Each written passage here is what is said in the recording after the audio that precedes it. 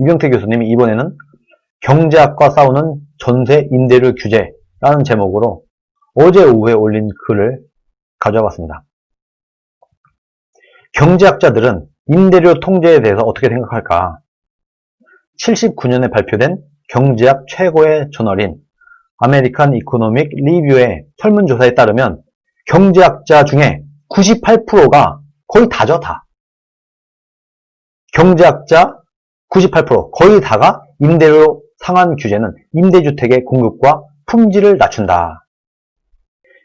1988년 캐나다의 캐나디안 퍼블릭 폴리시에 발표된 바에 의하면 캐나다 경제학자들의 95%가 미국의 경제학자들과 의견을 같이 했다. 말하자면 미국에 있는 경제학자 98%, 캐나다에 있는 경제학자 95%, 거의 모듈이 다죠. 완전히 젖발들 빼고, 완전히 사회주의 공산주의자들 빼고 다라고 봐도 됩니다. 거의 다가 임대료 통제하면은 주택 공급과 품질을 낮춘다. 이것에 동의했다는 겁니다. 이러한 견해는 밀튼 프리드만, 하이에크와 같은 우파 경제학자들 뿐만 아니라 스웨덴의 노동당의 설계자인 노벨 경제학상을 받은 스웨덴의 정말 유명한, 우리가 이름을 한 번쯤은 들어봤을 법한 학자, 경제학자 군나르 미르달도 동의하는 바다. 이분 약간 좌파적인 생각을 갖고 있는 사람이에요. 그런 군나르 미르달조차도 동의했다. 서방에서 나타나는 임대료 통제는 용기와 비전이 결핍된 정부에 의한 최악의 정책의 사례라고 할 수 있다. 이렇게 얘기를 했어요. 이 군나르 미르달은 1974년에 정말 유명한 자유주의 경제학자 하이에크와 공동으로 같이 노벨 경제학상을 받았었습니다. 이런 노벨상을 받았던 경제학자조차도 임대료 통제는 최악의 정책 사례다. 이렇게 얘기를 했어요. 그리고 또 다른 사회주의자, 스위스 경제학자인 아사르 린드백 또한 많은 경우는 임대료 통제는 지금까지 알려진 바로는 폭격 다음으로 도시를 파괴하는 가장 효율적인 방법이다. 이렇게 얘기를 했어요. 제가 그레고리 맨큐가 이런 얘기를 했다고 말씀을 드렸는데 아사르 린드백도 임대료 통제는 폭격 다음으로 도시를 파괴하는 가장 효율적인 방법이다. 이렇게 얘기를 했어요. 사회주의자입니다. 자, 이 말이 뭐냐? 결론이 뭐냐? 지금 문재인 정부의 부동산 정책은 사회주의 정책도 아니다. 이거는 자유주의 정책은 당연히 아니고 사회주의적 정책도 아니야. 그럼 뭐냐? 경제학과 시장을 대항으로 싸우겠다는 반복되는 바보짓이다. 24번이나 부동산 정책을 바꿨어요. 이런 바보짓이 뭐냐? 이거는 사회주의 정책도 아니고 그냥 경제학과 국민을 대상으로 싸우겠다. 시장이 국민을 말하는 겁니다. 시장 참여자는 국민 전체예요. 경제학과 국민 전체를 대상으로 싸우겠다는 정말 어리석은 바보 같은 짓이다. 무식하면 용감하다. 내가 매일 절망하는 한국의 모습이다. 이렇게 얘기를 했습니다. 오늘날 문재인 정권 정말 무식한 사회주의도 아닌, 이건 뭣도 아닌 이상한 사람들이다. 이건 이념도 아니고 이건 뭐지? 이런 느낌이 든다는 겁니다.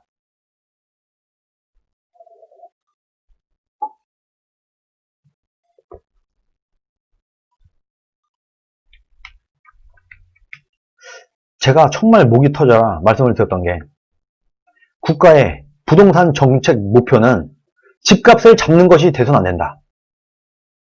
국민한테 조금이라도 더 좋은 주거 환경을 만들어주기 위함, 이게 돼야 되는 거예요. 집값을 왜 잡으려고 하냐? 대부분의 국민들이 좀 더 좋은 주거 환경을 누리기 위해서. 이거 아닙니까? 우리 국민들이 좀 더 싼 가격에 좋은 집에 살았으면 좋겠어. 이게 목표가 돼야 되는데 지금 문재인 정부는요.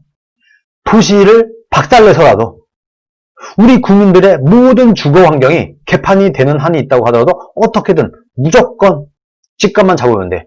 여기에 지금 폭 빠져 있는 겁니다. 왜 집값을 잡아야 되는지도 지금 설명을 못할걸요?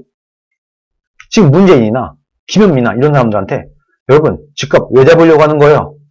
이렇게 물어보면 답을 못할 겁니다. 집값 잡아서 뭐하지?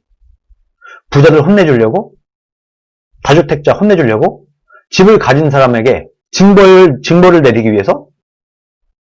지금 집값을 왜 잡으려고 하는 거예요? 없어요. 이딴 식으로 집값을 잡으면 아무 국민들에게, 대한민국 모든 국민들한테 해만 끼치지 득될 게 하나도 없어요. 지금 그게 가장 큰 문제예요.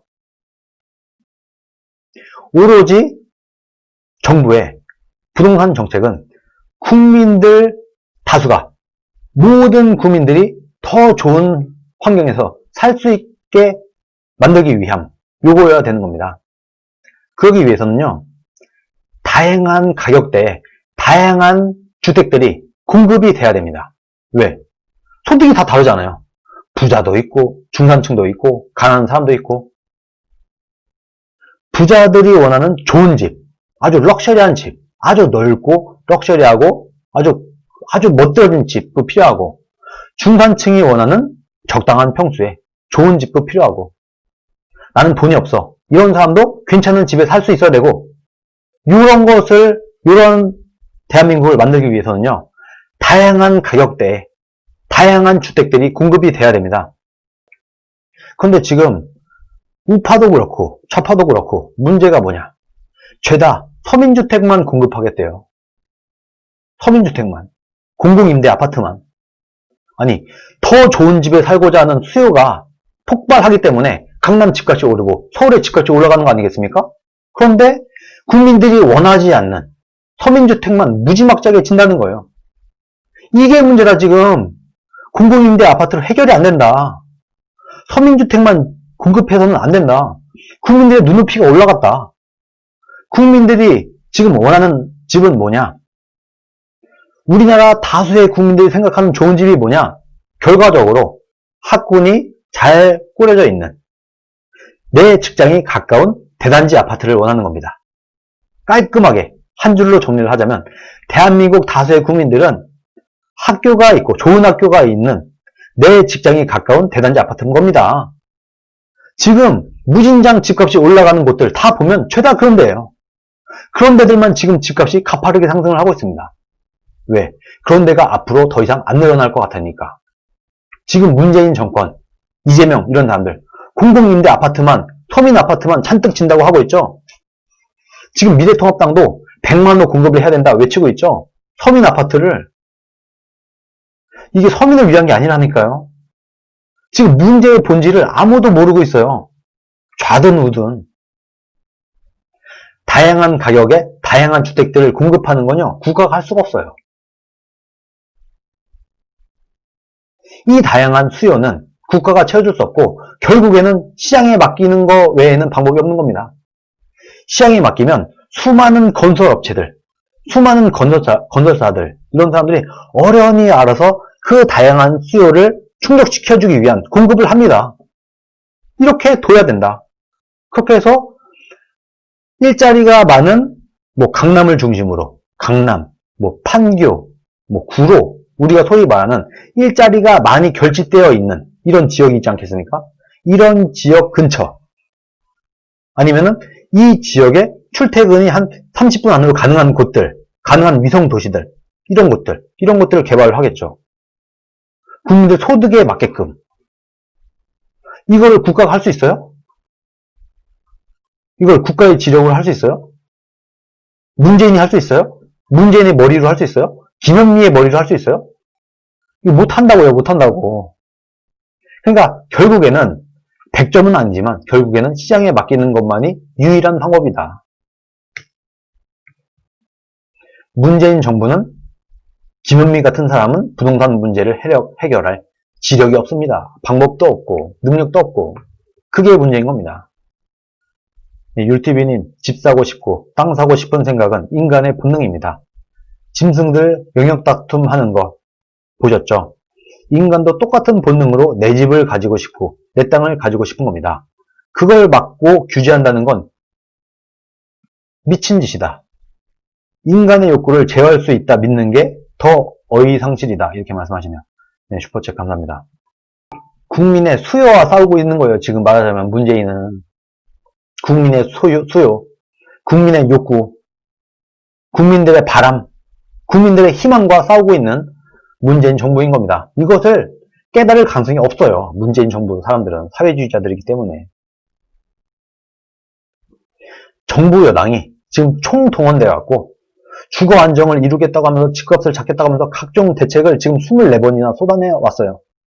그런데 지금 집값은 더 오르고 주거 불만은 점점 더 고조되고 있어요. 안 되는 거다.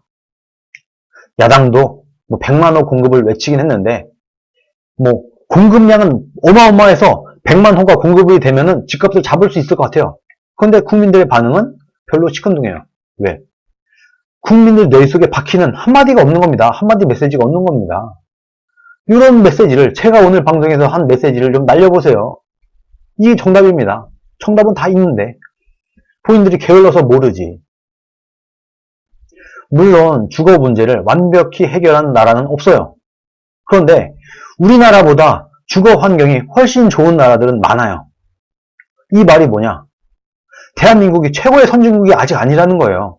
그러면 해외의 성공 사례들을 찾아보고 해갖고 해외에서 잘 된 사례, 성공한 사례 이런 걸 가져와서 좀 공부를 좀 하고 우리나라에 맞게끔 적용하려는 노력 당연히 해야 되는 거 아니겠습니까?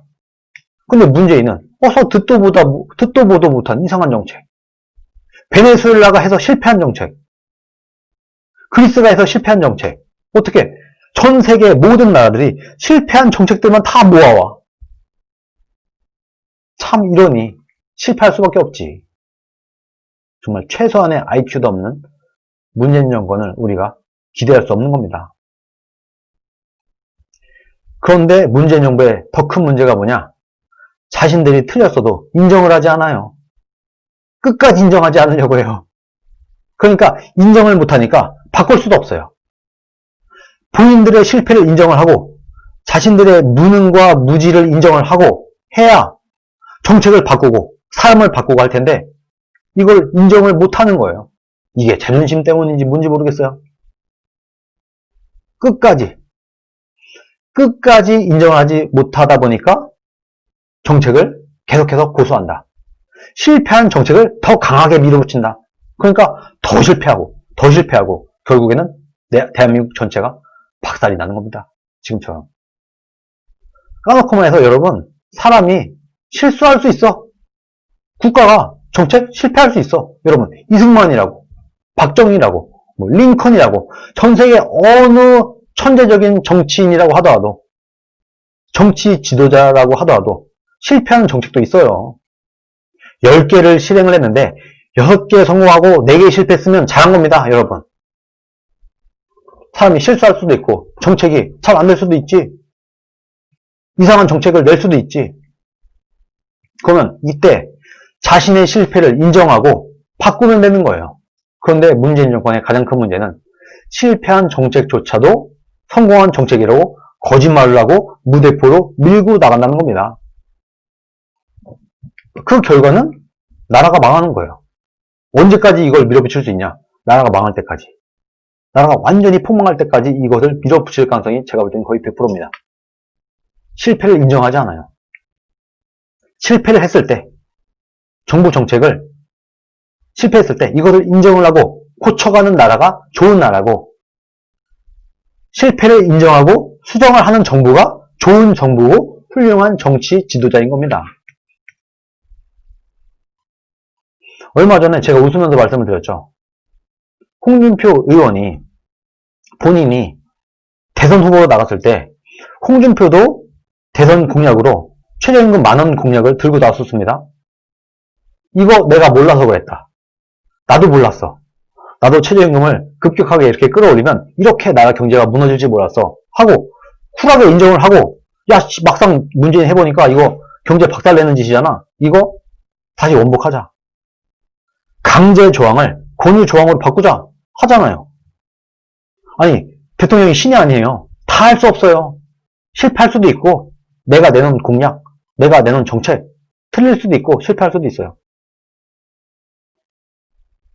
그런데 이때 이 실패를 인정하고 쿨하게 받아들이고 국민들한테 사과하고 여러분 제가 이 정책은 실패한 것 같습니다. 다시 국가를 위해서 국익을 위해서 다시 이 정책을 국익에 이로운 정책으로 수정을 하겠습니다. 하면 누가 뭐라고 해? 안 그렇습니까?